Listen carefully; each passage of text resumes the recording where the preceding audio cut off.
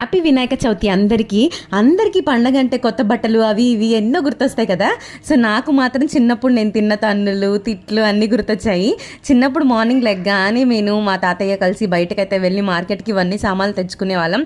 ఈ పాలి కట్టడానికి నేను పడిన కష్టాలు అయితే చిన్నప్పటి నుంచి ఎన్ని పడ్డానో.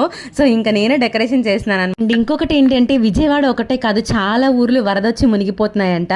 సో అందరూ తొందరగా కోలుకోవాలి, ఈ ఏదైతే మనకి ముప్పు వచ్చిందో దాని నుంచి తొందరగా పడిపోవాలి అని చెప్పి వినాయకుడికి దండం పెట్టుకొని మన ఛానల్ గ్రోత్ అవ్వాలి, అలాగే అందరూ బాగుండాలి, ధైర్యాన్ని ఇవ్వు అందరికీ అని చెప్పి దండం పెట్టుకున్నాను అనమాట. సో మీరందరూ ఎలా సెలబ్రేట్ చేసుకున్నారో నాకు కమెంట్ సెక్షన్లో చెప్పండి. మా అమ్మ అయితే ఈ ప్రసాదాలు అన్నీ వండింది, ఇవి అన్నీ చక్కగా పెట్టి కథ చదువుకొని తర్వాత మేము ఫుడ్ అంతా తినేసి హ్యాపీగా ఎంజాయ్ చేసాము ఈరోజు అయితే. అండ్ మీరు ఎలా సెలబ్రేట్ చేసుకున్నారో నాకు కమెంట్ సెక్షన్లో చెప్పండి. అండ్ మీకు నేను నెంబర్ యాడ్ చేస్తున్నాను కదా, ఆ నెంబర్ ఇంకా వరదలు ఎవరైనా ఉంటే వాళ్ళకి ఫార్వర్డ్ చేయండి విజయవాడలో. అంతే, ఈ వీడియో. Bye bye.